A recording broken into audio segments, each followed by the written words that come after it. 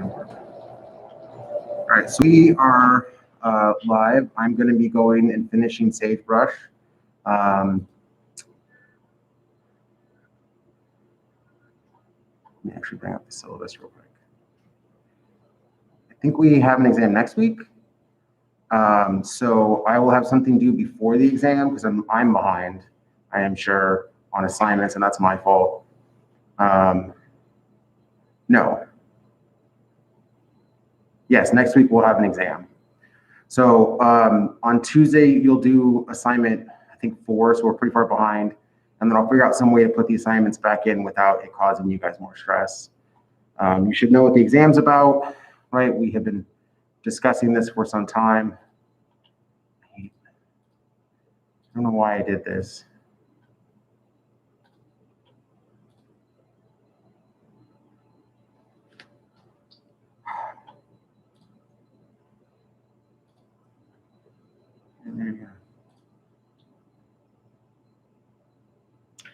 And then we finished chapter 7, right? So we're on chapter 8.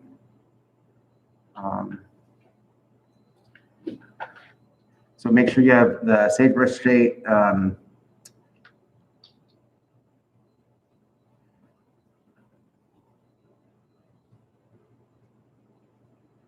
we're doing this lecture, you want to have the Sagebrush state 3 and 4, and you want chapter 8 political participation. Because I believe we covered 7, right? We finished 7, or was it 6 that we covered? That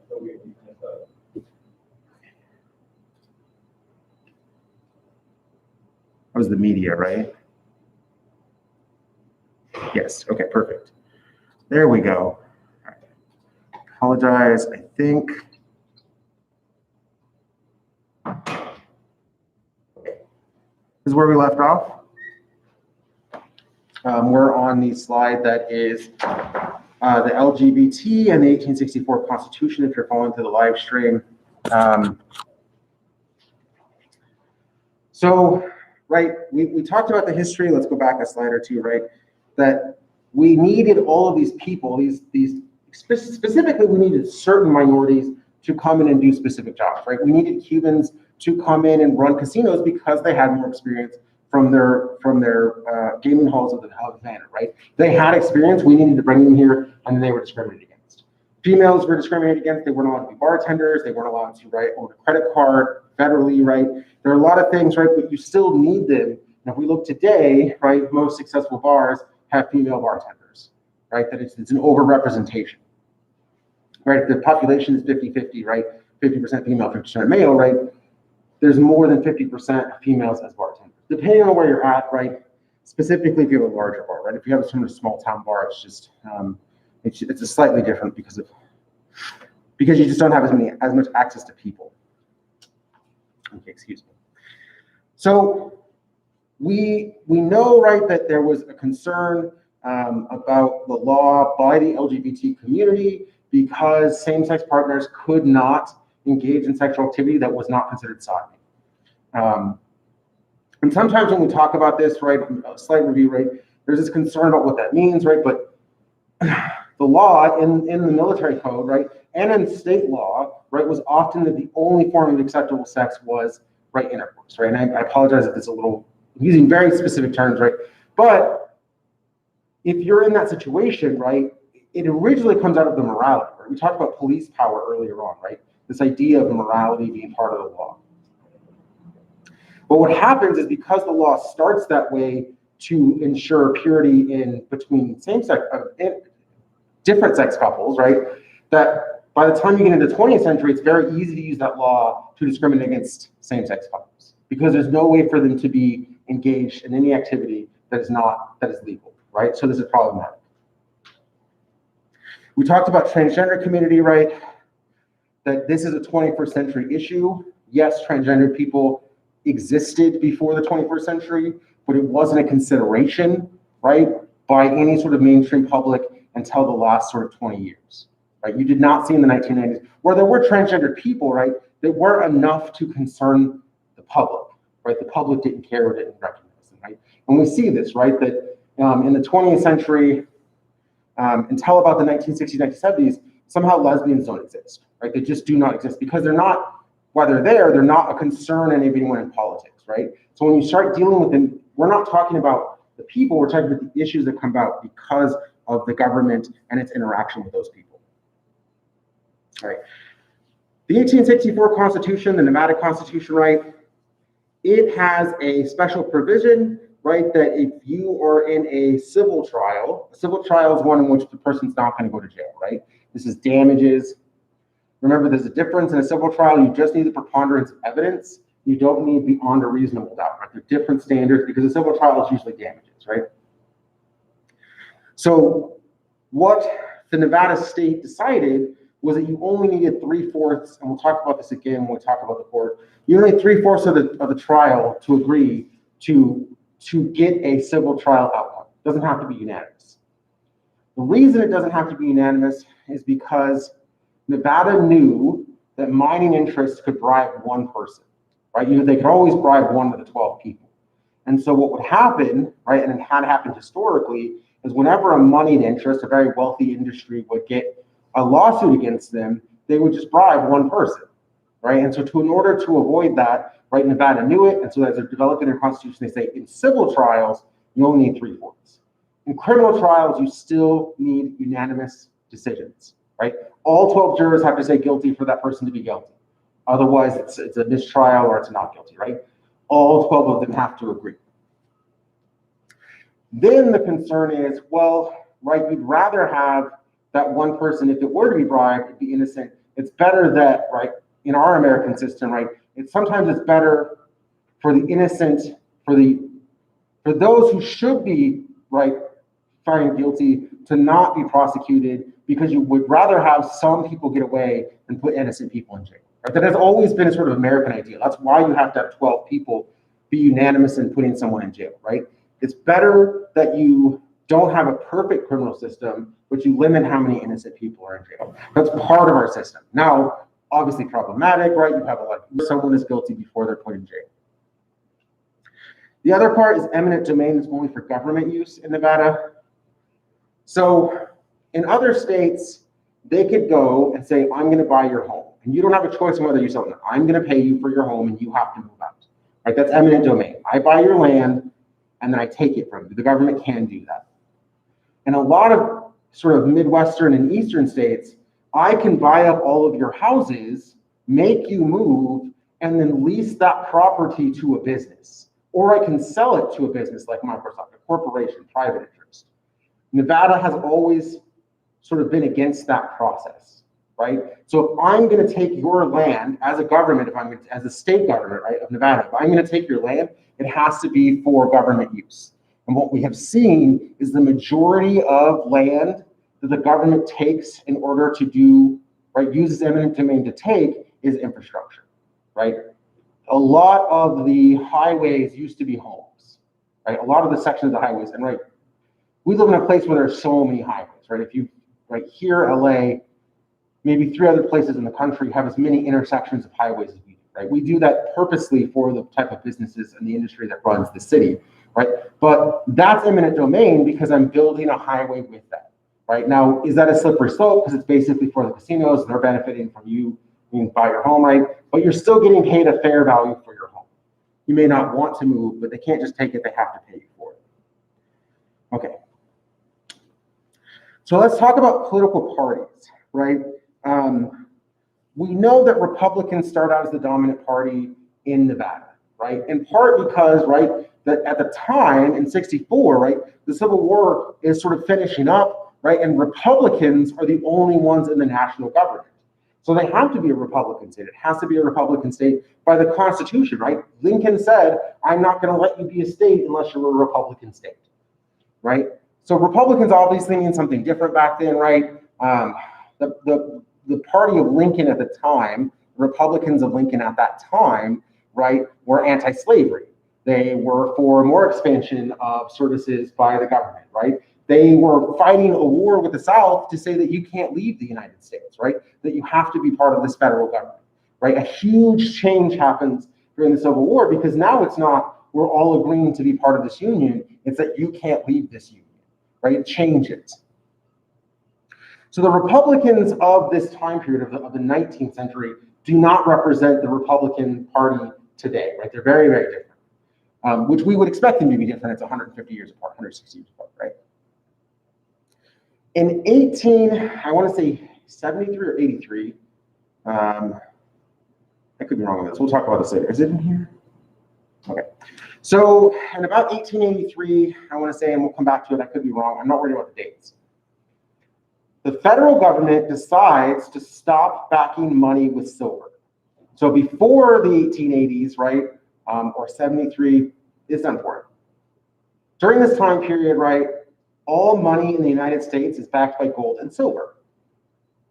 But there is a lot of gold in the country, a lot of gold, right? And so what the government decides is, because silver is not as valuable and it's still very heavy, right? Why not make it easier and just have just gold, right? Just gold.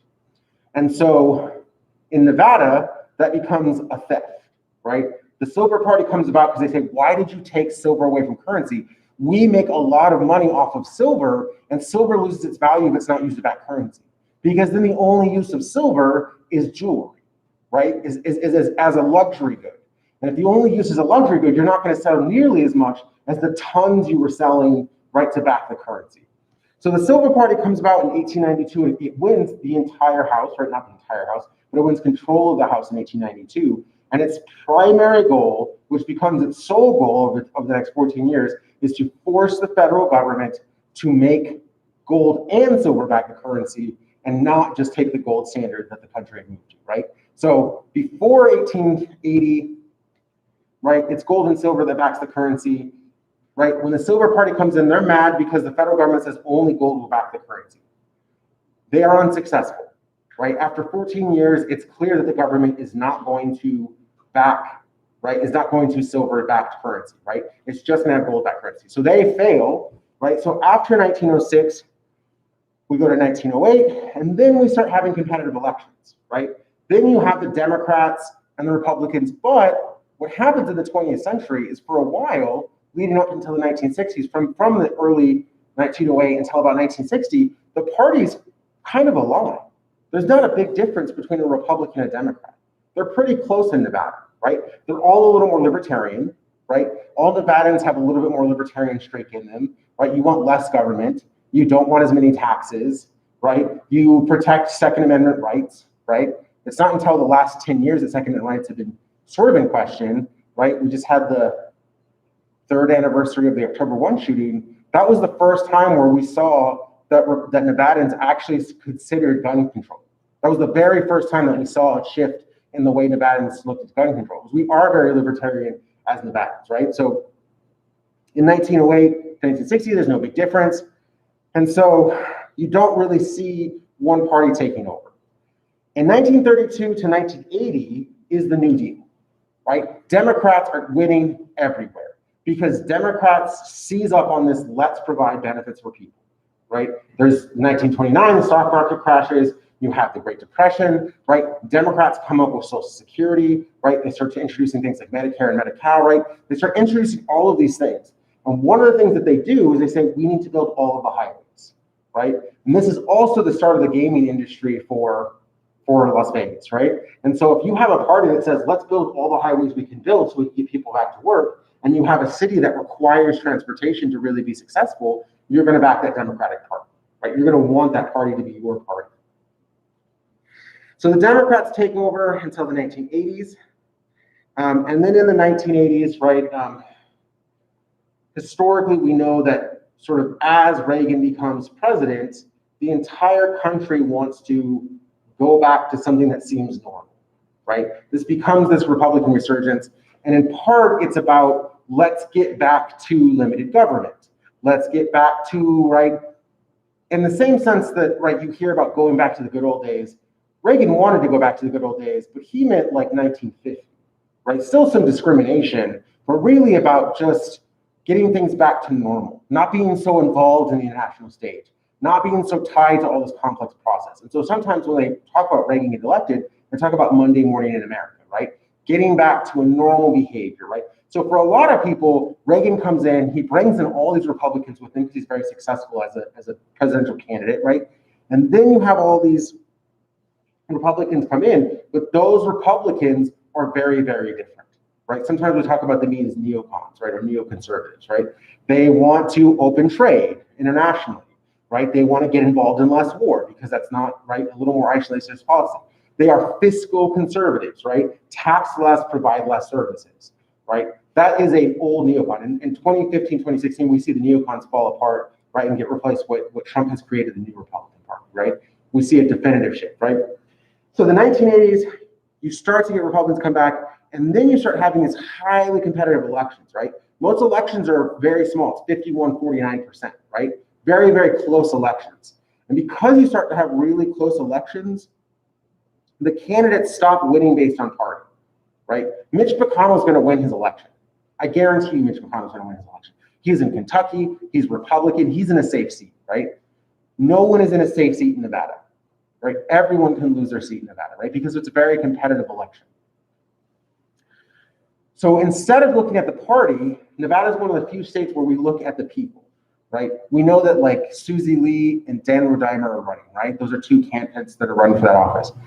You don't talk about, they're not talking about their policies. They're talking about those people, right? If you are stuck watching political ads, right? They're talking about the people and what the people are like, right? Because it matters to Nevadan voters, because they're not going to say, oh, I always vote Republican, I always vote Democrat, right? They're like, what are the people doing, right? And they're both being attacked on their personality, on their history, right? They're both being attacked because we want to make sure, right? Each party is trying to win based on that candidate, not based on their own party, right? Whereas if you look at some places, right, Kamala Harris is not up for re-election and may never be up for re-election again, but Kamala Harris and Dianne Feinstein and Barbara Boxer in California, they just won because they were Democrats. They didn't have to fear a Republican taking their seat. A Democrat was going to win senator positions in California. There was no way around it, right? So Nevada is very lucky, right? It's competitive, which means we get better candidates for the most part, which also means that we're going to get the candidates being more responsive to you, the voters, right? So that's a good thing, right? The bad thing is, right, most of you should know this by now, that Nevada has been decided that's a battleground state. I don't think that's true for very long. It's turning more and more blue, right? 75% of the population of Nevada is in the Las Vegas area. Most of you are Democrats, right? More and more so becoming Democrats. So if it's a battleground state, it's going to be a short-lived battleground state. But because of that, right, you're going to get a lot of attention. A lot of people are going to come talk to you, right? And they have already. All right. So in Nevada elections, right, this is very simple. You have to be 18. You only have to be in the state for 30 days. So a bunch of people from Arizona could move today, establish an apartment in Las Vegas area today, right, and register to vote here at the election day. Now, people don't do this, right? We can barely get Americans to vote, much less move so they can vote in a more competitive area, right? That, let me be very clear about this. Electoral fraud and electoral concerns are nonsense, right? We have almost no electoral fraud, right? Very individualized cases, not enough to change any outcome. There is no evidence of widespread voter fraud, right?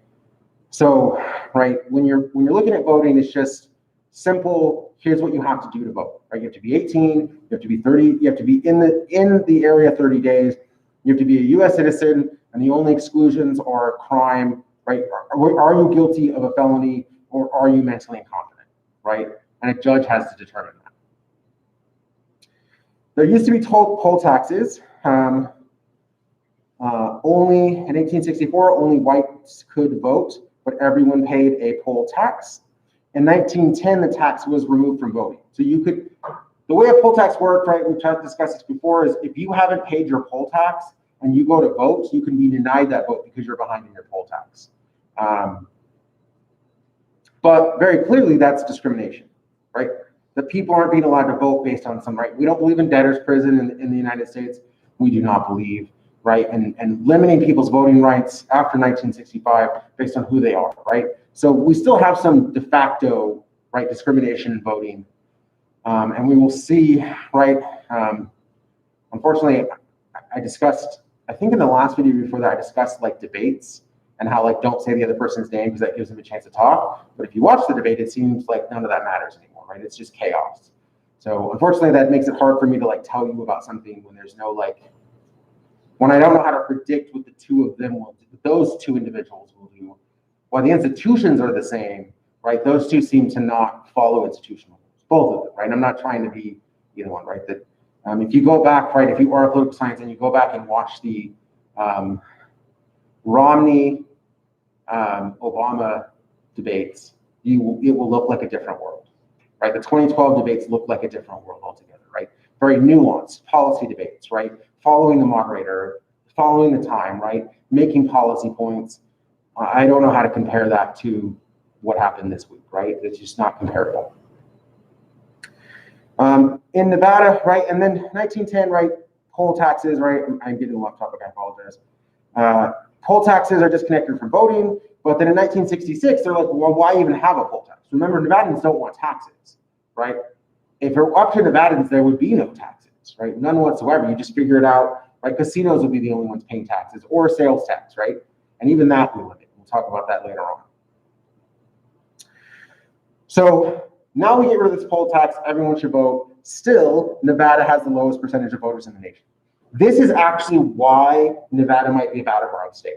There are way more Democrats in Nevada than there are Republicans. But Democrats vote at a lower percentage than Republicans, right? 60% of eligible voters voted in 2016, right? Only 60% of eligible voters voted in 2016. But, right, it wasn't 60% of Republicans and 60% of Democrats. It was 70% of Republicans and 55% of Democrats, right? If you had matching rates of voting, there are a lot of places where Democrats would win. It's just that Democrats are typically younger, they live in more urban areas, right? And so therefore they're less likely to vote, right? You in this room, right, and those on the live stream, you're less likely to vote than my grandparents. My grandparents have already voted. They do absentee, right? They're in their 70s, right? They have already voted, right? So the likelihood that you might vote, right, is different. So I encourage you all to vote, right? But we know that Democrats are more likely to vote. And there's a paper, right? If it rains on election day, Democrats will not vote and Republicans will stay in the rain to vote, right? There is some evidence that Republicans are more likely to vote, but they're also more likely to be older, right? So they're more steadfast in their convictions than a younger person. Not that your convictions are less steadfast, right? But they've already decided what their morality is, and they've been using that for decades. And then usually, right, older people are better at remembering an umbrella, right? That's really what it comes down to. Is younger people, if they don't have an umbrella, it rains and then they go home, right? So I don't think it will rain, but we live in a place that almost never rains. Or it rains in like February or something, I don't know. All right, so we have a primary election system. For the most part, we have closed primaries. And all it means is a closed primary is you have to be a registered Republican to vote in a Republican primary. A lot of primaries are allowed to be open, and we'll talk about this in a second. I'll just talk about it now. In open primaries, I, as a Democrat, can go to the Republican primary and vote for who I want. And there's always this concern that I'm going to register as a Republican just so I can sabotage your primary, right?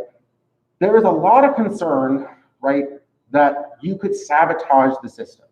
And if you look at the voting system, right, a Democrat could influence a Republican primary, or a Republican could influence, right? If you were a liberal and you registered as a Republican and you got 1,000 of your friends registered as a Republican, you could go and change the outcome of a primary. You could, right? In a small local election, you could change the outcome. But if you organized 1,000 people, you could just win an office, right? The amount of effort to sort of subvert the Republicans, right? In that same amount, you could just use that amount of effort and win the election as a Democrat. Right? Most elections are competitive enough that why would you do that, right? So we hear sometimes people discussing like ways to subvert. It's not that hard to change the system. The American system is very easy. If you get involved and you get enough other people involved, you can elect anyone you want, right? That this is possible, right?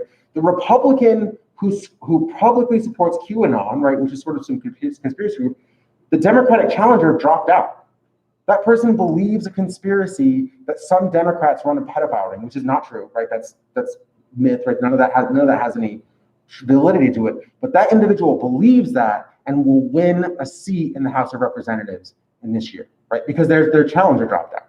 And even if they bring someone new in, it's too late, right? That person clearly believes in a conspiracy theory we know not to be true based on the evidence and will win, right? And has established, right, some language that is clearly white supremacist, right? That individual is going to win because they're in a Republican seat, right? Because the Democrat didn't challenge, right? The Democrat dropped out for whatever reason. I don't really know, right? All I know is that the Democrat dropped out. So when you have something like that, right? Yes, the primaries are closed. Yes, you can only vote for your party, right? But you can still change the outcome in much easier ways, right? Because you only need a plurality of votes.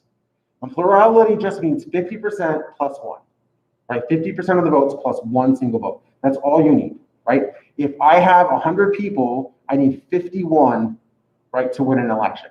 That means 49 people could vote against me, right? Plurality is a very easy threshold to pass, right? But it's also, because we're so close, right? In the last election, right, it was 50, the popular vote was like 52 to 48 or 51 to 49 in favor of the popular vote, right? That's close, that's real close, right? And there were less than 20,000 votes that would have changed one of the states, right? We have very competitive elections. So, right, there are no runoff elections, right? Whoever wins, wins, right? A runoff election is, I have you all vote for 6 people, and then the top 2, I vote for those people, right? But don't worry about that. I mean, maybe I haven't finished the exam. So a runoff election is just there are 6 people, and then you vote for them, right? Or 6 or more people. There's lots and lots of people, and you vote for whoever you want. And then I take the top 2, and you pick among the top 2, right? That's a runoff election, right? We start with lots and lots of people, and then I narrow it down to 2, right? And then among those 2, we see who's going to be, right? Who's going to get the office. Nevada for a long time had an option called none of these candidates. It was a way for the voters to say, I don't want anyone that you vote for. In 1976, in a Republican primary, none of these won, right? More people voted for none of these candidates in the primary than any specific candidate. They all said, I don't want any of this. What happened is the person with the most votes still won. And all of those, none of these candidates, they didn't matter. And so they took it to the court and they said, no, yes, none of these options won, but the only thing that none of these candidates option does is signal to the party that you're unhappy as a voter, right? But still it's a plurality, right? Actually, majority is 50 plus 1. Plurality is just the most, right? So if I apologize, I'll come back to that. Majority is 50% plus 1. Plurality is just the most votes. So if none of these, right, if I say, okay, who's going to be the class leader? And there's 60 people in this room, right? And 58 of you say no one, right? And then one person says, I voted for myself, that person won with 1 vote, right? Because that's the most votes. They have the most votes, right? There's a Simpsons episode that one of my advisors always references, right? Milhouse wins the election, right? Bart's obviously, I mean, hopefully you know the Simpsons, it's been around forever, right? But Milhouse wins the election because everyone wants to support Bart, right? When there's how many people in the class, but literally the only one who votes is Milhouse, right? He's the only vote. He wins 1-0, right? Because none of the other people vote because Bart's not going to vote, right? So that's the thing, is a plurality is just who has the most votes, not does it represent the sort of majority, right? Plurality is just the most votes. Okay. Whew. Right, so campaign finance is a larger issue. Nevada has really tried over the years to decrease the amount of, sort of money in elections, right? More than most states, it does not want money in elections. Citizens United sort of messes that up because money is free speech in certain cases.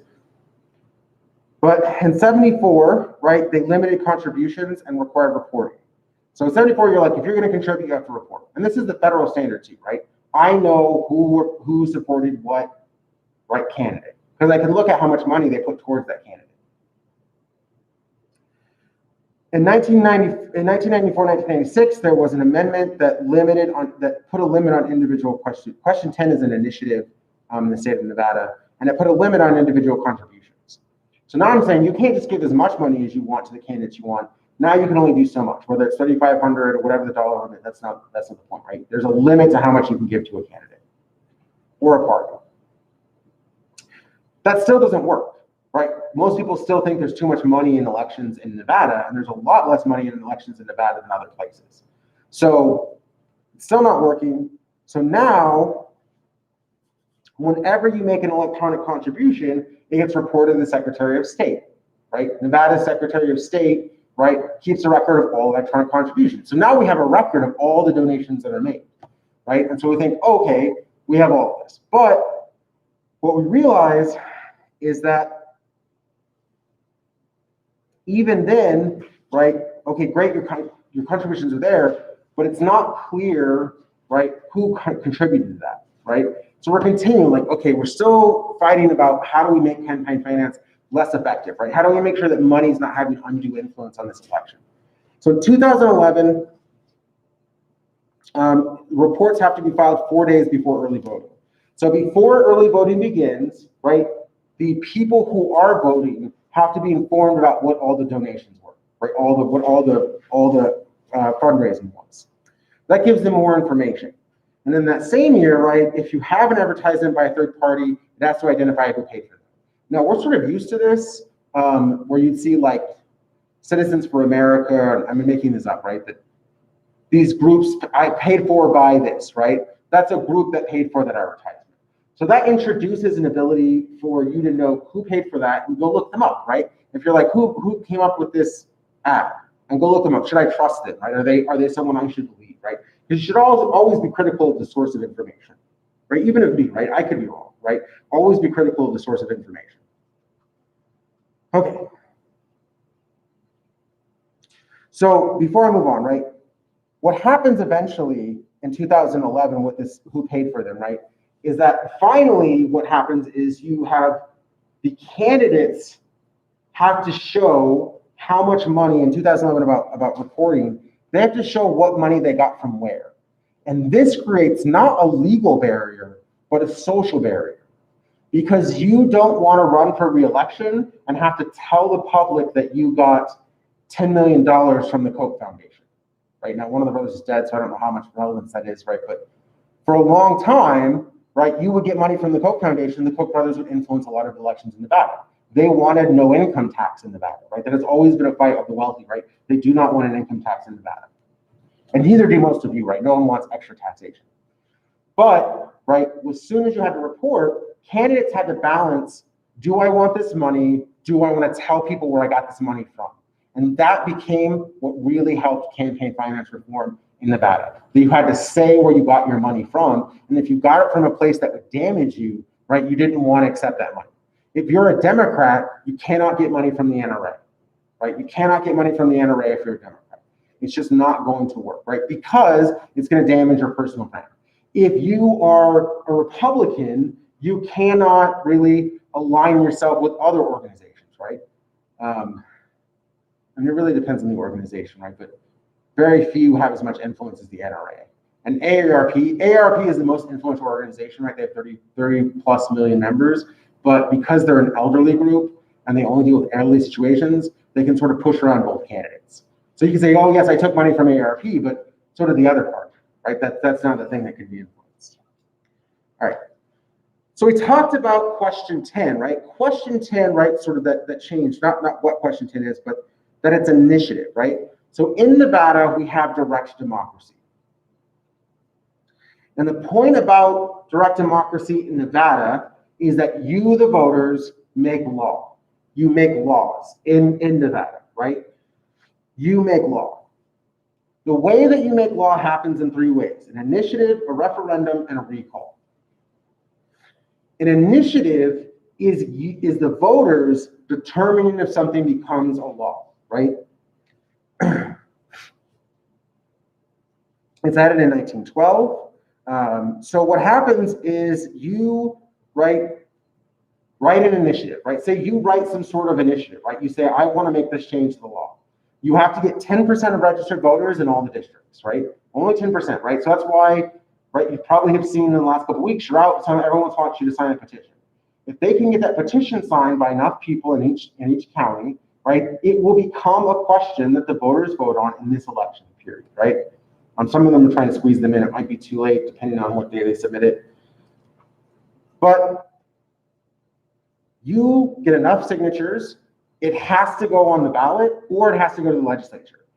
If you put it in the legislature, They have 40 days from the start of the next session, right? If the legislature does not approve it, then it goes directly to the vote, right? If they don't approve it, it goes to the vote, right? So they can either say, okay, we like this petition you put in as the legislative branch, right? The House of Representatives and the Senate in the state of Nevada, we're going to pass this law that you have put a petition to say. We're going to follow what you have suggested.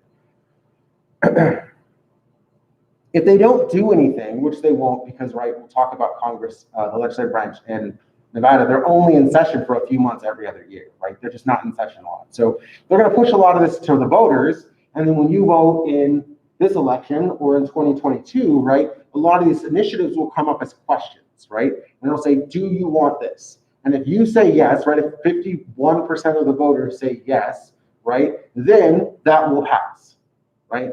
Not 51% of the voters, but 51% of the people who actually voted in that election on that question, right? Because a lot of people don't finish their ballots. So then it becomes law. If they want it to be a constitutional amendment, right? If you want to amend the Nevada Constitution, right, you only have to get it passed twice, right? And that's why, right, when we talk about the paper, we're talking about marijuana legalization in Nevada, right? The reason why, you know, not the topic, the material isn't important, the legality of it's important, right? Nevadans passed that initiative twice. And by passing that initiative twice, it is an amendment to the Constitution, which means the Nevada Constitution says that marijuana is legal for recreational use. That's in the Constitution of Nevada, right? The 1864 document has been modified to say marijuana use is legal, recreational marijuana use is legal in this state, right? That is a change to the amendment, which means if you go to court, state court, the Nevada State Court, and you want to challenge it, the courts will say, no, that's not a constitutional question because you amended your Constitution. And hopefully that makes sense, right? The courts can't do anything about that question because it's in the Constitution, not in the law, right? That's why they wanted to vote on it twice, right? There's no state legality question because it's an amendment to the Constitution. So that's an initiative. And that should also show the power of initiatives in Nevada, right? You can pass a law directly, right? You don't have to go to the legislative branch. We want something, the voters want it, just get out of our way, we'll do it ourselves. You can also amend your Constitution, which means that you could do things that would normally be unconstitutional in Nevada, and you could just change the Constitution, right? California did this in 2008. They amended their Constitution to say that they had a ban on same-sex marriage, which means courts in Nevada and California could not challenge, right? There could be no court challenges because it was a California amendment, right? It amended the California Constitution. So it's very, very powerful when initiatives can change the Constitution of that state. Is that why marijuana is legal in Nevada but illegal in the federal level? Okay, so we're going to talk about that. It is legal in the state because of the 10th Amendment, right? Because the states would argue, right? This is in the articles that you're going to read. This is in the paper you're going to discuss, but so I don't want to give too much away because I don't want you to tell you and then you just repeat it back to me.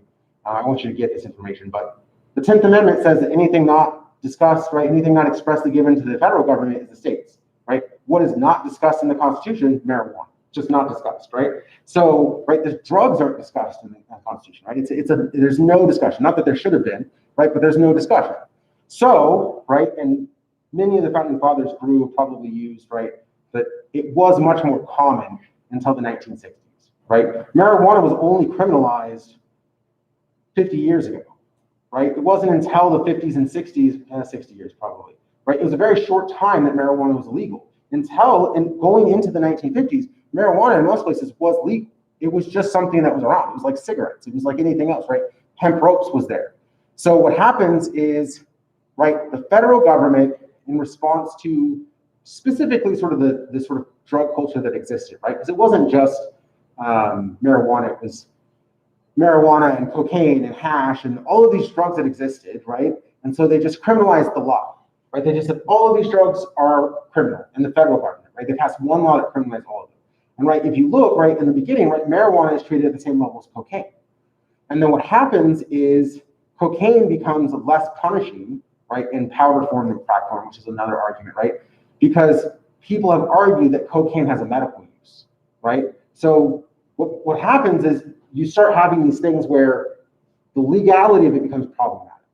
So the states, starting with Colorado, they say, well, it has benefits, it has medical benefits, right? And you start seeing medical use being passed. And then Colorado says, well, it doesn't really make sense that this is illegal, right? It's not the issue. So they decide to legalize it. And they argue, right? Colorado argues against the federal government and say, this isn't a rule that you can make. You could make it federally illegal, and therefore we can't cross state lines with it. But in our state, that is not part of your power because of the 10th Amendment and the states' rights, right? That states' rights, because it's not expressly given to the federal government. The federal government responds, right? And the question is, right, how can it be legal in the state and illegal federally? Is that the Constitution has a supremacy clause. Federal laws supersede local laws. So, right, what you have is a government saying, right, the federal government says, no, it's illegal because we passed a law that says it's illegal federally, and therefore it's illegal throughout the entire country. And they start to butt heads with the state. Now, what doesn't happen is it doesn't go to the court system. Because if it went to the court system, the states would win. The states would definitely win, right? It is not, it's not in the Constitution, right? Marijuana drug use, that's not in the Constitution at all, right? So they don't want to go to court. The federal government doesn't want to go to court because it would lose in the court system. But it can maintain a federal prohibition, right? It can be continuously federally illegal, and then every single state has to pass it, right? And so that's more of a political game, right? It will not become recreational use, won't happen in Kentucky. It won't happen in Indiana, right? In conservative states, it won't happen because there's this morality argument, right? But it allows Western states and liberal states to pass recreational use, right? It puts it to the state issues, right? So that's how it can be legal in the state, but federally legal. What's the issue is, right, how do we know it's not crossing state lines? Because anytime a product crosses state lines, it's a federal issue. How do we know that people aren't coming from another state to use it, right? Because it's, in the United States, it's a crime to go somewhere where something is legal in order to do that, right? If you lived in, I don't know, Utah, and you came to Nevada specifically to smoke marijuana, you committed a federal crime. There's a federal law that says if your intent is to go somewhere to do something that would normally be illegal in the United States, then they can punish you. And it was originally designed to catch people who are going to Thailand to commit pedophilic acts, right? So this law got passed, and it was like, if you go somewhere to commit a crime, the United States can punish you because the intent was to go to break the law, right? And it was a really good idea, right? We need to stop people going to Thailand to abuse children. What happens is that law is too vague. So then it starts being, if you travel from one state to another to use marijuana, your intent was to come here to use marijuana, they should punish you. And this long history of going to Amsterdam, which, right, dates back like 150 years, and now you can be punished if you go to Amsterdam as an American, if it's proven that your intent was to go there to do drugs. But how do you prove your intent was to do drugs? You're not gonna, I mean, you live in a social media generation, you might tell everyone you're going to do drugs, but right, proving intent is very hard. But that's why it's such a complicated issue, right? The state right there provides them to do it recreationally, but does that mean they're doing something that is involving the federal government, right? You're producing a product, that's commerce. Commerce impacts the federal government. How do you do that? You pay taxes on businesses, right? Your business operates in the state of Nevada, it pays federal taxes.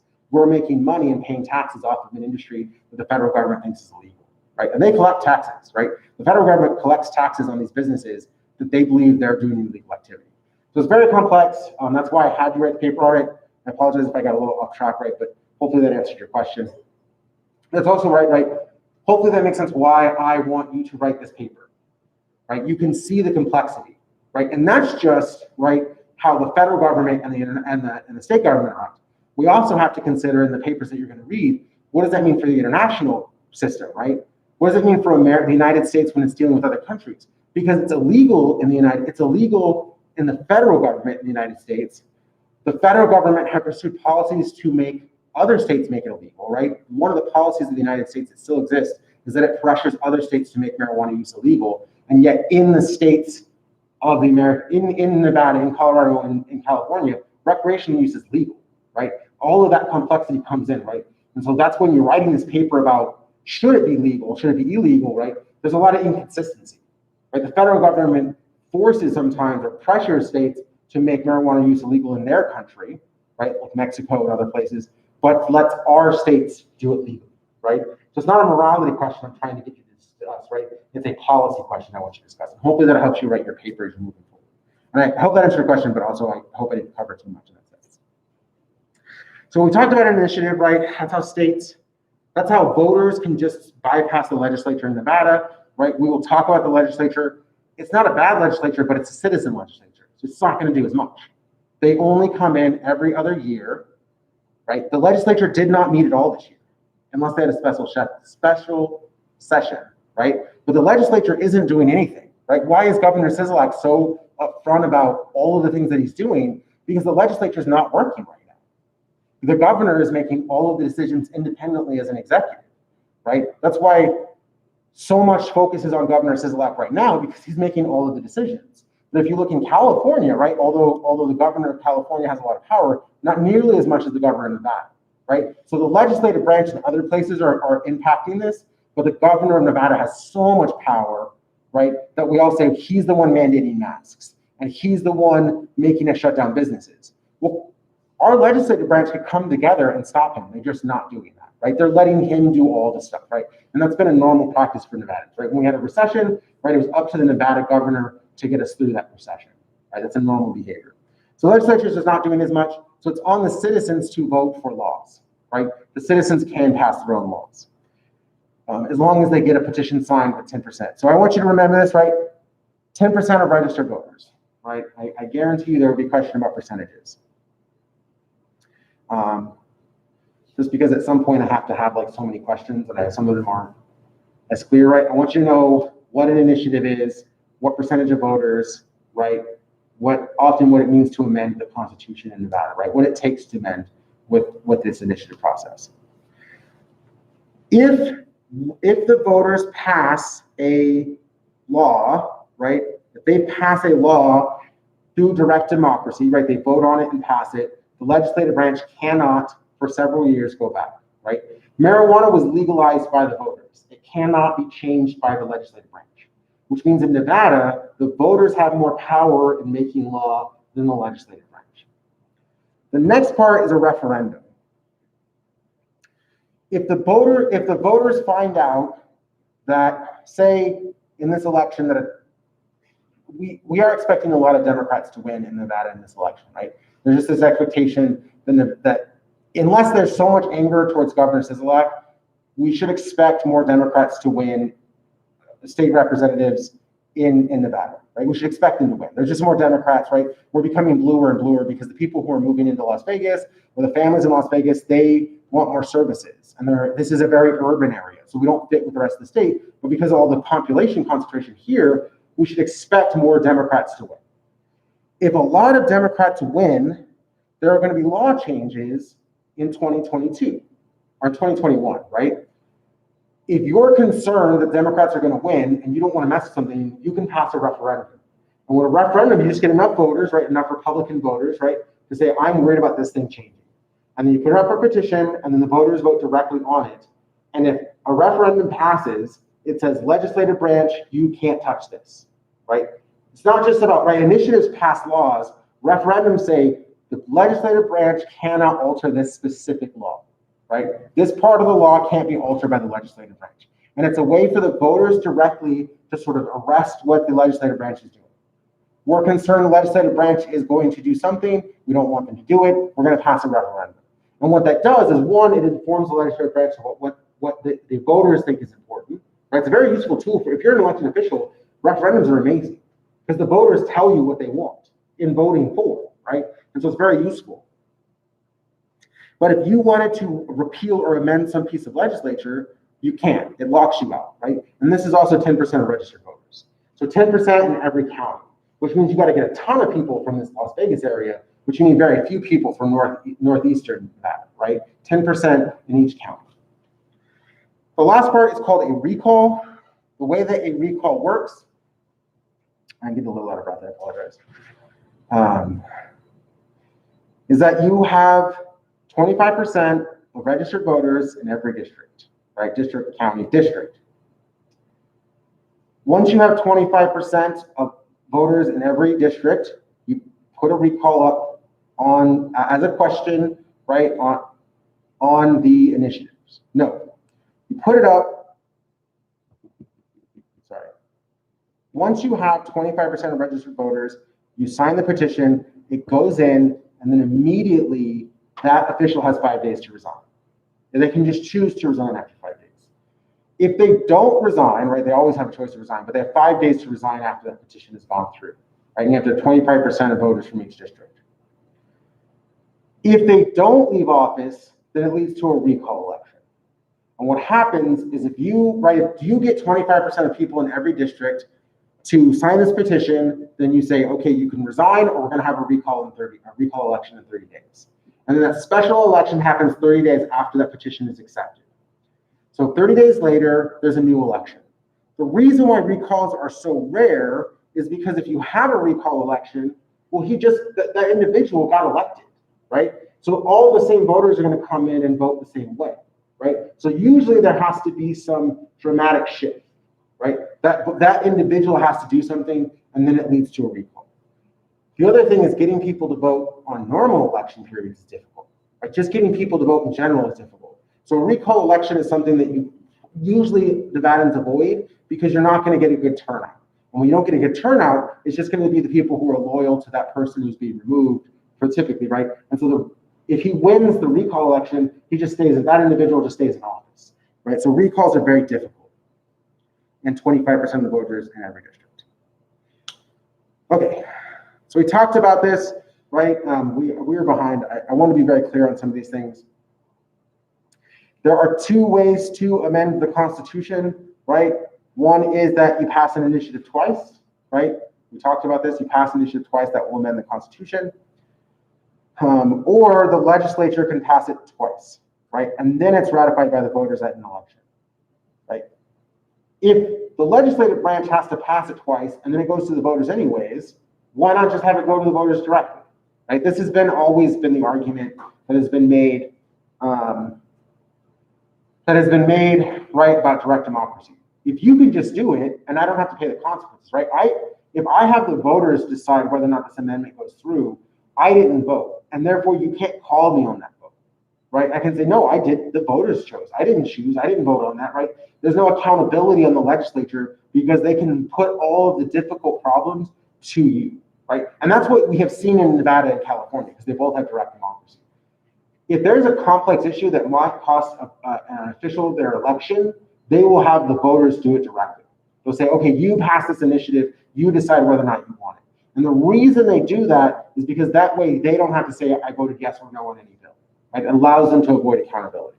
So it's very useful because the voters get what they want, but it's very problematic because then your officials avoid accountability. The other thing about this process is voters are less informed, right? Sometimes you want the legislative branch to do things because they're more informed about policy. The direct democracy is very fast, but it's not very informed, and you can get very bad decisions that way. The other part is Article 16 of the original Constitution says you can write a new Constitution. At any point, we can just start over. Or we're like, let's just start over and see what happens. Now that seems problematic because you don't know what the end document would be. And so it's very difficult, but every Constitution has in it that you could just start over and write a new Constitution. But there's always an article that says you can have a new convention, and that constitutional convention could be write a new Constitution, right? It's in every Constitution in the United States. We can reset whenever we want. It's just incredibly difficult, so why would you do that? Okay. This is taking, okay, last slide. Okay, Nevada has term limits.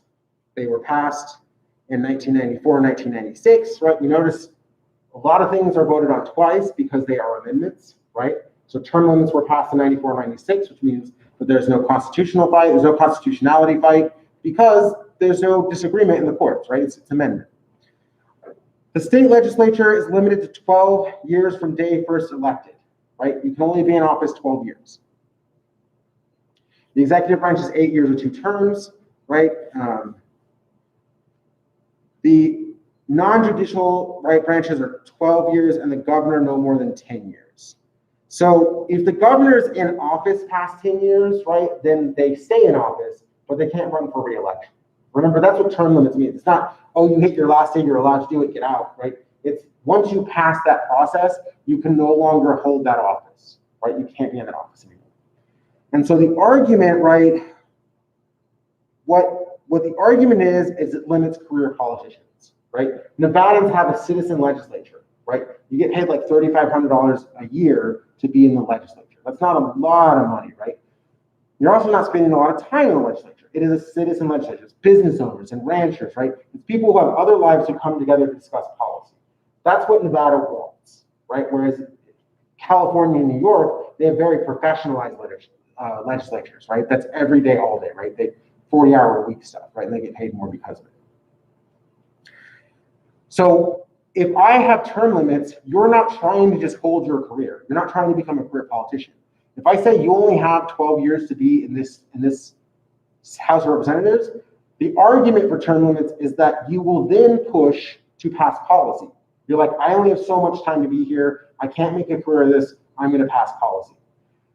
The issue with that is that that means you have a lot of turnover. And when you have a lot of turnover, that means you don't have a lot of experience. So those individuals, yes, they're fresh and they're only trying to do the right thing and they're not trying to make a career out of it, but also, right, that means that they don't know how the institutions work. And we know that the institutions for lawmaking are very complex, which means that those individuals don't have enough experience. And I always use the example of California because they have term limits. They don't actually write their own bills. In fact, most states don't write their own bills. My friend works as a lobbyist for Uber, right? She's an Uber. She represents Uber as a lobbyist, and she wrote a bill. Right? She's a very smart, very talented person. Right? She wrote a bill that benefits Uber.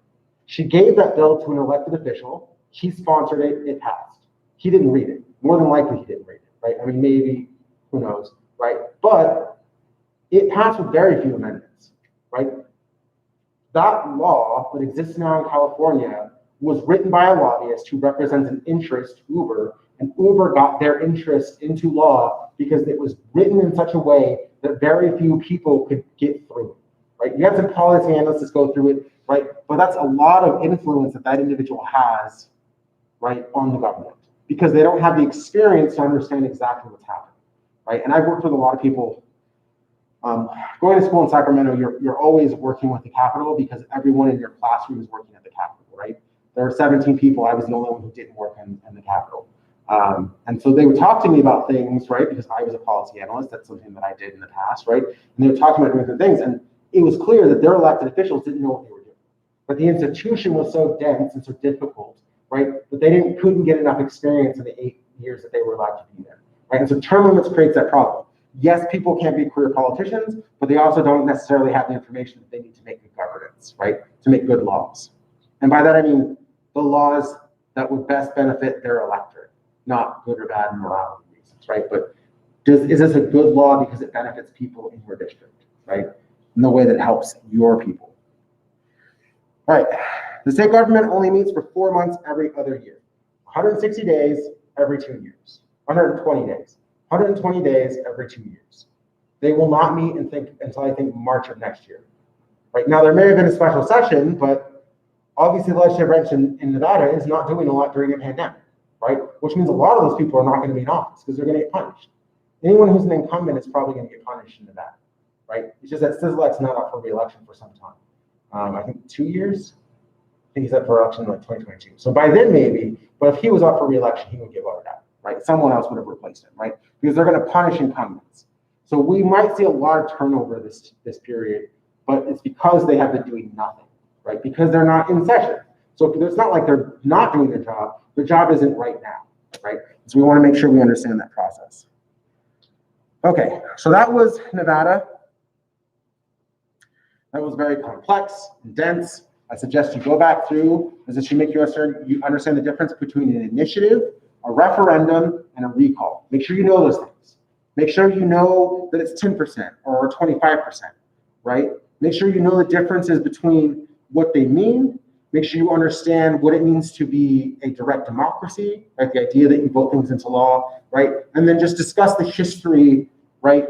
Make sure you go back about the history of Nevada, right? It had a lot of problems. There was a lot of discrimination in those groups. And then we're going to go to chapter 8 of political participation. So it's a little jarring, but I don't want to get further behind, and I want to make sure that we have time to sort of discuss and get everything on top for Tuesday. If you have any questions, I should be checking this. I'm so bad about this.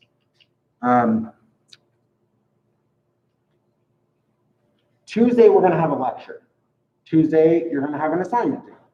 Right? I've been very behind, and that's my fault. And if we don't get through all of them, I'll give you guys some sort of balancing. There's no reason for you to be punished because I'm not staying on top of things, right? So I'm going to give you an assignment because I want you to review. I want you to review before the exam. So there might be 2 assignments next week just because I want to give you a good review session. On Wednesday, I will not be around, right? The exam will open, but I will not be around. On Thursday, you'll have Wednesday, Thursday, Friday to take the exam. You'll have 72 hours. You'll have about 50 minutes of you, very similar to the exam 1, right? Tuesday is really sort of the last opportunity to discuss anything with me. So remember, I have virtual office hours. I can meet you in person, right? I have office hours that I have to do. So if you need something, if there's a lack of clarity, if you're like, okay, what about this paper, right? Make sure you look on the syllabus when the paper is due, right? The articles that you have to read are in the prompt, the paper prompt, which should be up, right? Tuesday, make sure you're ready for the exam. Because on Wednesday, Thursday, Friday, I only have limited availability, right? I will, of course, be available from noon to 4 on Thursday because that's the time I owe you, right? But we won't have class. So make sure you set some of that time with. Some of you did not do well, and not just the people in class on the live stream. Okay. I dropped 1 exam. So you're never in trouble on 1 exam. But if you do badly on 2 exams, then it's impacting your grade, right? So if you did poorly on exam 1, do some work. Be ready for exam 2, right? If you did well in exam 1, try to do really well in exam 2, because then you only have to do well on 1 more exam. And if you do well in the first 3 exams, and I don't feel guilty about saying this, right? If you do well in the first 3 exams, I don't care if you even take the 4th exam. And if you do well in the first 3 exams, you turn in a paper, and we're close to the assignments, it could be week 12, and you could be done with this class. Now, I'm going to talk about foreign policy and things that you might be interested in, but a lot of you, especially if you're trying really hard to get through this semester, because this semester is so much more difficult than others, if you can get ahead and do well in this class, in the last couple of weeks in this class, there's nothing for you to do, and you can sort of get that pressure off, you can put that into other stuff that you might be stressing about. Or if you're taking an online chemistry class or something insane like that, or online math, right? That might be incredibly difficult to do with that interaction. Put the work in for this class so you can open up your window later, right? That's going to benefit you, right? And I really want to do stuff that benefits you, right? You do not get paid enough for that to be worthwhile. It has to be about the students. And hopefully that is clear when I'm discussing it. So we're on political participation. This is chapter 8. Hopefully that's not too rough of a transition.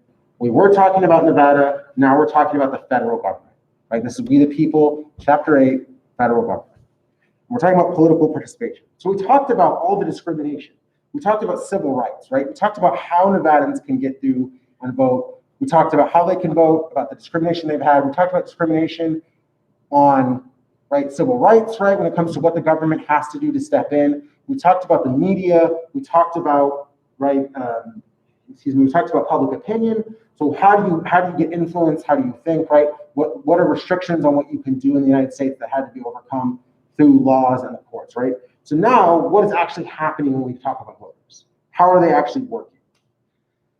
So there are a couple of ways that that participation works. Traditional participation is voting and face-to-face activities. That's traditional participation, right? And remember, it's very clear, right? Whenever we're talking traditional, what we really mean is just before internet. That's all. When we talk about traditional, it just means before the internet, right? That's all that we mean by traditional. 1 second.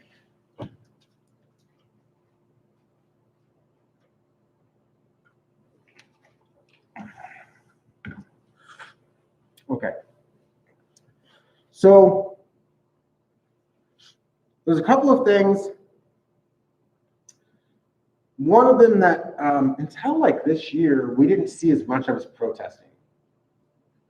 When protests occur, it means there's been a fundamental breakdown of communication between the government and the people that are being governed, right? If you look at the protests on any sort of situation, the protest is about the government now not responding to its voters on both sides, right? On both sides, and I hate this language on both sides, right? But you have liberals, minorities, right? People on the left coming out and protesting against government behavior, whether it be, right, racism or police brutality or whatever it is, right, you have a lot of protests. Then, right, we have on the right conservatives protesting for very different reasons, right? If you look at an anti-mask protest, right, it is predominantly conservatives. And as much as it is about I shouldn't have to wear a mask, right, which seems quite petty, right, it's also the government doesn't have a right to make me wear a mask, right? That's part of that protest, right? So you have protests on both sides, but they're both saying, right, liberals are saying you have to uphold the law by prosecuting officers who do these things, right? That's right. They're both saying uphold the laws that exist, right? Conservatives are saying uphold the laws that exist by saying you don't have a right to mandate this, right? And the thing is that both parties, because they're protesting different things, they're both legally right, right? We will probably find, I think I've discussed this before, there's probably no mechanism that allows a governor to legally mandate masks. There probably is not, right? If it goes through the courts and it ends up in the Supreme Court will probably decide that governors do not have the right to mandate masks. That's not within their powers, right? Now there's safety and police power, and we'll see about that, right? But people in the state of Nevada who don't want to wear a mask, they have a legal case to say that they don't, right? Now, should they? Yes, they should wear a mask, right? We're trying to get through a pandemic. But the way our government is set up, the governor may not have the legal right to do that. And we won't find out for another year, right? Because it takes the courts a long time to go through this, right? On the left, right, the laws are set up that prosecution should exist, right, if a police officer functions improperly, right? So both of them have a legal argument and they're not being responded to by their government, and so they're protesting. And we'll see how effective they are, right? Right now, we're sort of in the middle of it, and it takes research a longer time. I've never known protests to be incredibly effective except in the civil rights era. So I don't know, right? The Governor Sedgwick is not going to change his mind about protests about masks. He's just not, right? He's concerned about money, right? He's concerned about our economy, right? He wants our economy to get better, and masks allow us to have more businesses open, right? So he's not going to respond to those protests. So that's not an effective protest. The protests about police brutality, I don't know, right? But there's just a lot of stuff. We know that, right, that the attorney general did not, that the attorney in the Breonna Taylor case didn't pursue certain aspects, right? Didn't try to convince that grand jury, right? So whether or not those protests are working is very unclear, right? Because we're not seeing change in police brutality. We have seen the laws change, right? So some of those protests have been effective, right? No knock warrants, right? The ability to just go into someone's house without knocking or saying you're from the police, that's no longer a practice, right? That is a change. So those protests have been effective, right? Some of that part of that protest has been effective. But the reason why they both can protest is one, they have a right to assembly, right? That's the Third Amendment, right? Not the Third Amendment, excuse me. But they have a right to assembly, it's the First Amendment. No, both of those are wrong. They have a right to assembly, they have a right to gather, they have a right to protest, right? There's a legal right to protest in the United States, and they're both saying, you're not following the law, you need to fix this, right? That is protests in their general form. The law is either flawed or it's not being followed the right way. I want you to do something, and when I vote, and when I publicly participate in other ways, you're not listening to me, so now I have to go to the streets, right? And peaceful protest is very, very legal, right? In fact, I'm a little behind, but the reason why Martin Luther King was in Birmingham jail, right? Most of you should know, like, letters from Birmingham jail, right? Martin Luther King writes these letters in Birmingham jail. And it's very, very effective, right? It's incredibly effective in the civil rights movement. The reason he was in jail is that he kept asking for a permit. This is the part that people don't think about. When you protest, you get a permit. Like, if you organize a protest, you go and you pay the government for a permit for them to allow you to march in the street, right? The government is working with you. They provide police officers, they provide, right, security, they make sure that there's not too many blockages on the road, they ask you the route of the protest so they know how to prepare for it, right? The police and the government works with you so you can protest, right? That's an American concept, right? How do I help make sure you can have this sort of set up for this protest, right? Let me make it safe, right? Most sheriffs do this, right? That, like, how do I make this protest safe, right? But you have a right to protest. Let me block traffic if that's what I need to do, right? If I need to prepare for 10,000 people, I need to block streets so we don't have an issue of cars, right? That's a normal process. Martin Luther King goes to the office and says, I need to get a permit. I need to get a permit for this, right? I'm going to do marching, I need a permit. They say, no, we don't sell them to you, right? He's being discriminated against. So he says, he repeatedly asks to do this, and then he protests because he knows what's going to happen is he's going to get arrested, right? Most of the time, protesters know when they're going to get arrested, right? Especially who have planned this out, right? He gets arrested. The sheriff knows this is a disaster. He knows it's a disaster, right? Originally, the person who's running this doesn't want to arrest him, but of course, someone steps in, he gets arrested. The person, why he's in that jail, he's offered a bail. They say, we can just let you go. All you got to do is pay your bail, and we're just going to be done with it. And he says, no, I'm not going to pay my bail. And then he writes these letters, right? These that sort of history-changing letters, right? But the point about that is, right, is that protests are part of our system. He had a right to protest, and we had permits to protest. And the protests are designed specifically to be allowed, right? And when you violate that rule, it gives the protesters power because you can point and say, look, I did everything I was supposed to do to fit within the system, and you're still punishing me, right? That's why protesters on the left have had more people, right? They're saying, I'm doing what you ask of me, and you're still creating these issues, right? And sort of gives more public support. Not right or wrong, public support, right? Because I would never speak to the morality of anything to you, right? That's protest. Protest is a huge issue right now. Suffrage is just defined as the right to vote, which is also called franchise. That's all suffrage means. You should vote, but what we concern ourselves with is because all of you have a right to vote, right? Except, I don't think you know, right? Because you're not 18 yet? Okay, so there's a law, right? There's a law they're trying to pass so 16-year-olds can vote, right? Which if you want to vote, vote. But if you're 18, right, you can vote, right? That's not the issue. And the United States, there's not discrimination, right? There is some sort of de facto sort of purging of voter rolls, right? But if you're over 18 and you're an American citizen, there should be a very easy way for you to get to the vote poll, right? There should be a way for you to vote. Now, this year's an exception, but when it comes to that issue, right? When it comes to the issue of voting, for the most part, Americans have it very easy to finally vote, but they still don't vote, right? It's much harder to vote in other countries. But in America, even though it's easier to vote, there's very limited turnout. And turnout is this problem. It's a low percentage of the voters, right? Who's eligible to vote? A low percentage of those people actually go to vote, right? And turnout's really a big issue because it changes the outcome. Okay, so if you're having this problem, and we talked about this, we talked about this a lot, right? Americans don't vote. We have this problem of them not voting. So what can we do? Some places, not as successfully, have talked about compulsory voting. And compulsory voting works in such a way as everyone has to vote. They usually go to universal mail-in voting by that way, just because it's easier. But everyone has to vote, and if you get a fine, like if you don't vote, compulsory voting would be, if you don't vote, I'm going to charge you $40. I'm going to give you a $40 fine if you don't vote, right? So of course, if the fine's $40, you're going to go vote, right? But right, you're not going to be informed, you're just going to go vote. But at least you're voting, right? Even if you're voting with limited information, we would still rather have you vote, right? The whole point of elections is that you decide, that the voters decide. Not that the voters are smart or informed or rational. You don't have to be any of those things. As long as you're not mentally incompetent, you can be a bigoted person. You can be a racist. You can be, right, incredibly uninformed and ignorant to the issues. You still have a right to vote because you're an American citizen.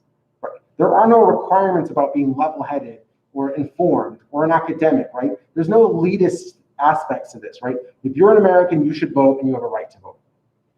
So compulsory works that way. The other parts that have been discussed is weekend or holiday voting. We always vote on Tuesday. It's a work day for a lot of people. It's very hard for some people to get out and vote, right? So there has been an argument that either we have weekend voting, but because Americans work on the weekends, right? We're not a 9-to-5 culture as much, right? Especially younger people are not a 9-to-5 culture or Monday through Friday culture anymore, right? Maybe a holiday voting, right? And a lot of people started getting behind maybe election day should be a holiday. The only issue that young people, that the Democrats take with this is that who works on holidays? Democrats. Democrats are more likely to work on holidays because you're younger. And because you're younger, right, it doesn't matter what holiday it is, unless it's Christmas, you're going to be at work, right? Especially if they offer you time and a half, right? Holidays are actually, we see a huge uptick in young people. If you're 18 to 25, you're like 60% more likely to work on a holiday because they're going to ask you to come in and it's extra money, right? And so it doesn't balance out as easy. The part that we are seeing today, which Nevada actually already did, is automatic registration, right? All of you who drive are registered to vote, right? If you have a driver's license, when you got your driver's license, you registered to vote, right? So all of you should have been automatically registered to vote. Nationally, there's this push to have everyone registered because it doesn't make sense. If you're a citizen, you should be registered to vote. It shouldn't be an additional process. And the DMVs already have all your information. The DMV has so much information about you. If cyber criminals could get your entire profile, right? Get your full name, your social security number, where you live, and where your car is registered, right? And probably link to your bank account where you paid for that thing, right? So we already have all this information about you. Why don't we just register to you vote? And the only question is what party you're in, and you decide that, right? And just when you're doing your DMV, what party you're in, right? Just add one question when you get a driver's license or a Nevada ID, right? And since everyone has to switch to these real IDs, right? Everyone will eventually have to have some sort of card. And because the way the real IDs work is you could just use that. Here's my ID. That means I'm registered to vote, right? And that makes it simpler, right? That's a good way to make it simple, the registration process simpler. The other part is introduced by Mansur Olson in 1965. He writes a book. This isn't semi-sovereign people. His is The Logic of Collective Action, his book. And what he talks about is social sanctions. So a free rider is someone who gets the benefit without paying the cost. We're always worried about free riders. So the easiest way for me to explain a free rider is if I gave you a group project, right? If I said get into groups of 4, which I would never do in this context, right? But get in groups of 4, what's gonna happen? 3 of you might work on the project, but one of those people is gonna do nothing. And you're still gonna all get the same grade, right? This is why I never assign group projects, right? I hate group projects, right? Because what's going to happen is more than likely one of you is going to do 90% of the work, right? One of you is going to do nothing, right? And then the other 2 might have mixed contributions, but you're all going to get the same grade. That person who did nothing, they're a free rider. They get the benefit, but they don't pay the cost. Free riders in an election are people who don't vote. They get any benefits of the outcome they get, but they did not contribute. So the argument to solve this, one of the arguments that Mansur Olson comes up with is social sanctions. If you go vote, you're going to wear an I voted sticker, right? Americans have done this for a couple decades now. You see the sticker everywhere on election day, right? Everyone wants to vote early, so when they interact, right? If we have class, I don't know, we should have class that day, right? More than likely, we're going to have class that day. And I can guarantee you that some of you will come in with on your bag, on your clothes, somewhere on your body, there will be an I voted sticker. That's social sanctioning because it's so valuable to you, right, to be recognized that you voted, that you're going to have that sticker, right? But that's social sanctioning. But the other end of that, right, that's the positive aspect, right? I want these benefits. A sanction is negative. If I see that someone of my friends hasn't voted, right, I might punish them by not inviting them to my we voted party, right? Or I might say, if you voted the wrong way or you voted in some way that I disagree with, I might say, I'm not going to do business with you, right? We have say you run a store, I'm going to stop buying at your store because of the way that you work. So social sanctioning in the society, either rewarding or punishing individuals based on their behavior. It's not the government involvement in society. And Mansur Olson says that that's the only way. The only way we can get people to vote at a higher level is to punish those and societally punish those who do not vote, right, in some way. Don't shop at their business. Don't be friends with them, right? We saw in 2016, for the first time in any sort of historical moment that I can think of, right? People will not date people who voted for Trump, right? This is there's some research that's being done on this, right? This is the first time that you will not date someone who voted for a political party or candidate, right? No one cared if you voted for Bush in 2004, 2008, when it came to dating purposes.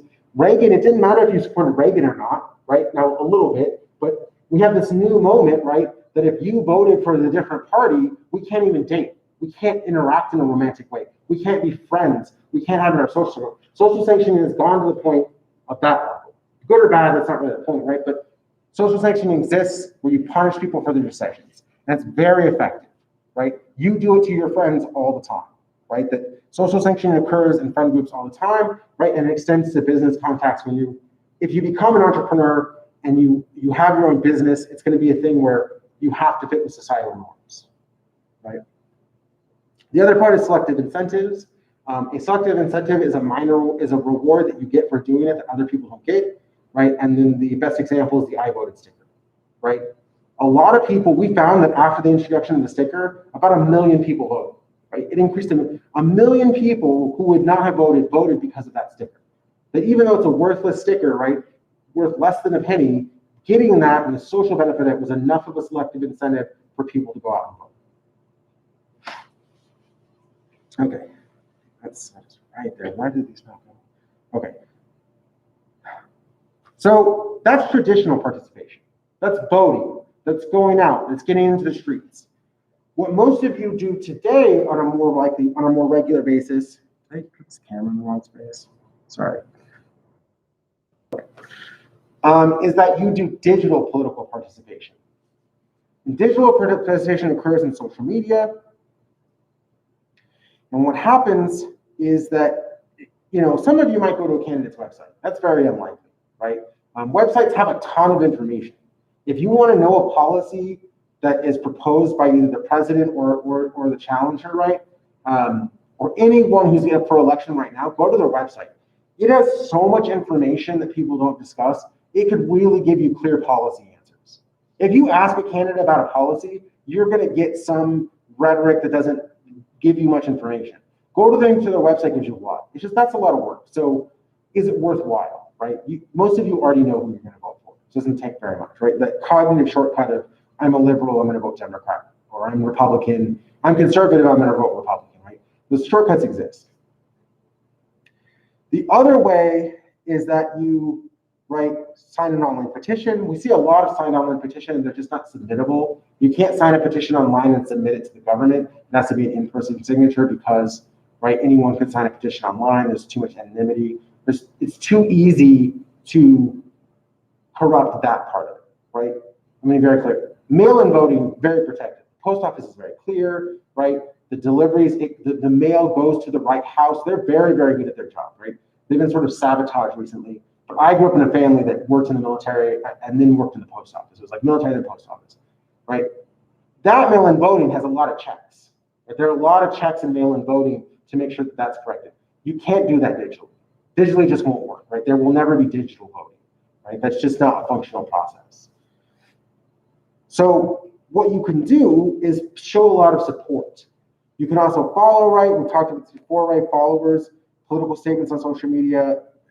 I shouldn't be explaining this to you. You should be explaining this to me. So I'm going to go a little faster with this. I'm sure that a lot of you do this. And the other part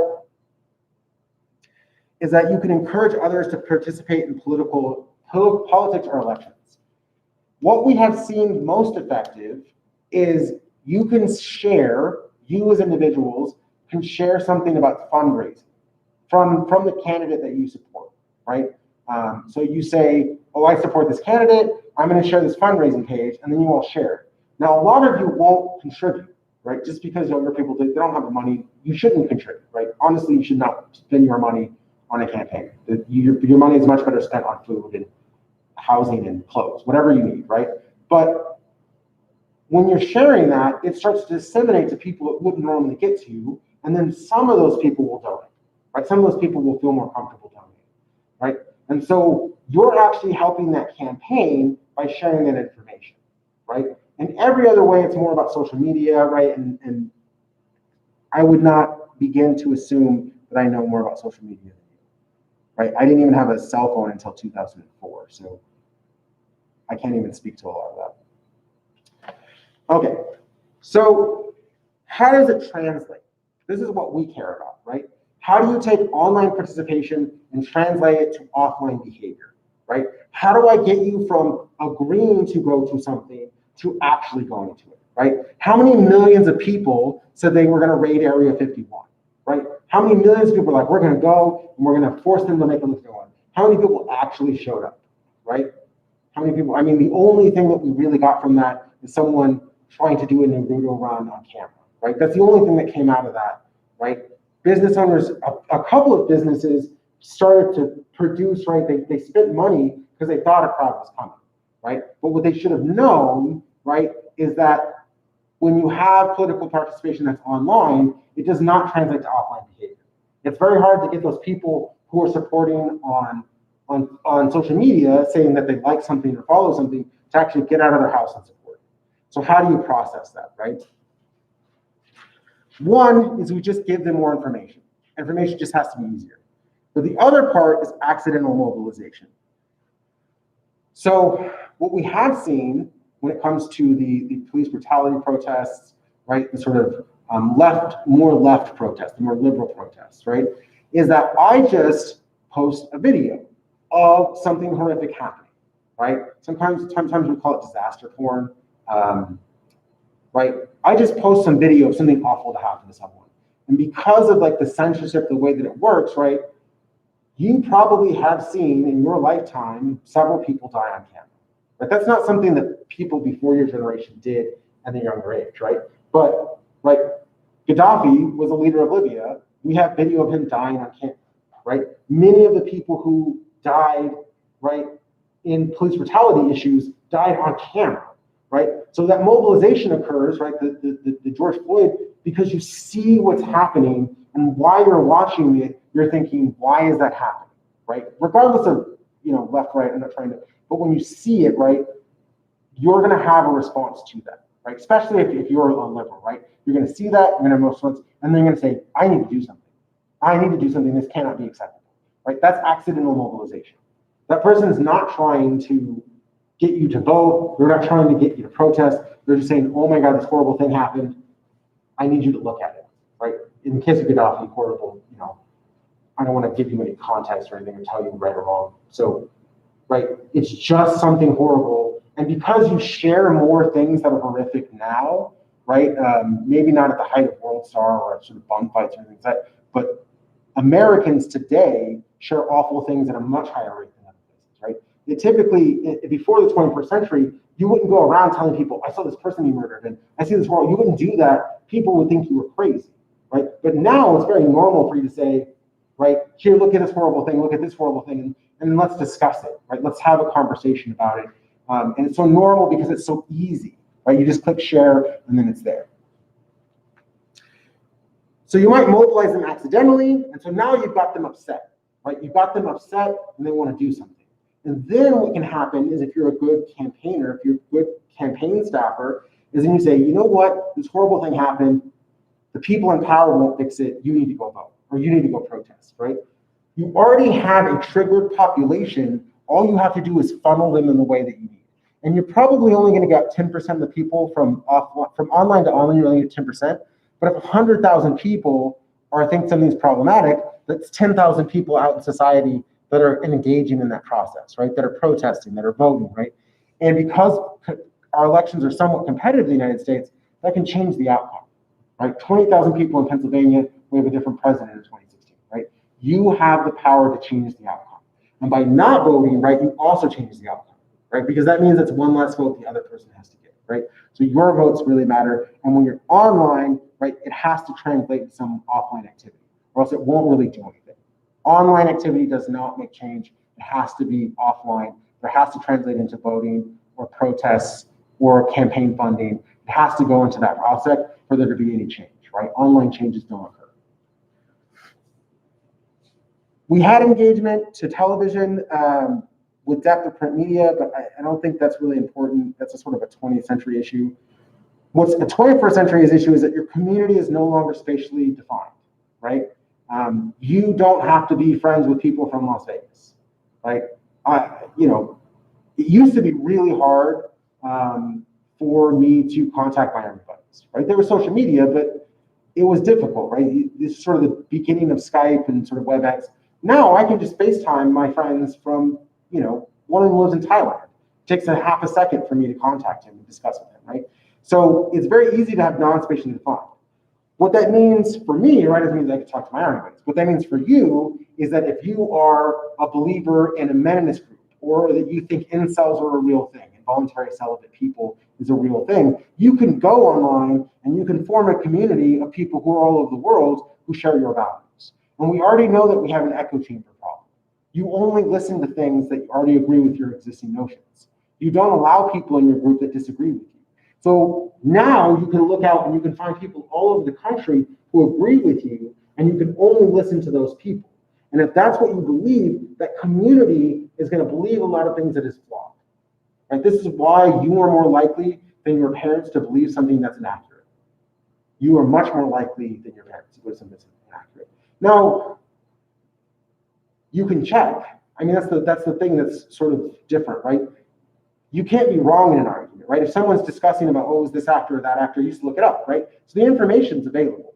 Despite the information being available, you're much more likely to believe something that's wrong because you're much more likely to convince yourself that it's true, right? Now it's not, I don't have that information, right? My grandparents couldn't find the information. I feel like, oh, I don't know the answer to this question. You just never knew the answer to the question. It was unanswerable, right? Because you know, it's the 1960s, 1970s, right? 1980s, there's just no answer to that question. They're not going to go to a library and read book after book to find it, right? But now you can find the answer, but you convince yourself with other information that you're right? And you surround yourself with people that agree you're right, and you make sure that you're all together. And if anyone disagrees or sort of have a different opinion, you remove them from your community. So its benefits are that you can reach out to other people, right? If you have a niche, right? If you're really into whatever, if you're a brony or whatever it is that's odd or different or special about you or unique, right? You can find other people like you, but that also means that you're excluding people who don't agree with you, which means that you don't have a way to critically assess whether or not you believe something that's false. And so, right, people under 30 are more likely than people over 30 to believe something that's false. Except, right, obviously we're excluding religion. I don't want to get into that. So, right, whether that is true or false is a different argument. We know that people who are older are more religious, but there's no way to like definitively say that's false, right? That's why I'm not like I don't want to include that aspect because that's sort of mythology, sort of metaphysics, all of that, right? But you're more likely to believe something that's false. Like academically, we can prove that what you believe is false, right? That's what I mean by that. All right, we have new forms of political expression. I don't really want to get into this. You know, I don't even think people really read blogs anymore. It's sort of a very dated technology. The one thing that we have that may end up dying is this measure of political salience with hashtags. And this is actually pretty great. Twitter users are sort of dying off. Like Twitter has less and less users every day. Whatever platform you're using, I'm not aware of. But if you're still using hashtags, I mean, that might be something, I don't know, I'm not up to date. So the best thing about this is that I can search all of Twitter and any services like Instagram that use hashtags. And I can look at how many times that hashtag was used. And that can inform me, right? That can inform me, one, what's popular. We always know what's trendy, right? What's popular to the people, right? Which will help inform me about what I should do in my policy, right? But I'm informed about what the people want. So it's a constant referendum on the people. And the other part is, right, I can know, right, who and the demographics of the people who are bringing up that issue, right? I can search right now, I can go on Twitter, right? We have the technology, is a very dated term, but we have the ability to work with Twitter to get all of your information based on your hashtags. So I'm like, who are the people who are putting hashtag no masks? Who are the people who are putting hashtag Breonna Taylor? Who are the people that are doing hashtag, whatever it is that is there, right? So I can know that information about you, and then I can use that information, maybe not your name, but your preferences, your income, right? Your location, right? Because all of your stuff is geotagged, and you're giving me that information, right? You're volunteering me that information. You're telling me where you're at when you said it. You're telling me stuff about your life, about your income, about your job, about your marital status. You're just giving that information to me, which as a researcher is fantastic, right? So hashtags are very, very useful because it can tell me your demographics and what you're thinking in that moment, right? What is it that matters to you today? So because of that, it's a very good, useful tool. Hold on. Yeah, we're not going to get through this.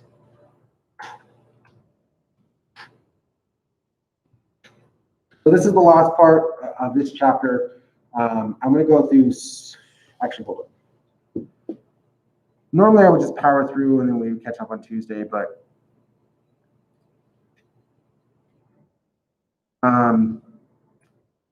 let's stop here. I know it's a little early. I mean, I don't always want to keep you to time. I normally don't have that. We should be caught up on Tuesday, but I am out of breath, and this is like, I'm very dehydrated. So I hope you guys have a good weekend. I will look into not being dehydrated in the future. Let me just end the live stream. So have a good weekend. If you have any questions, email me.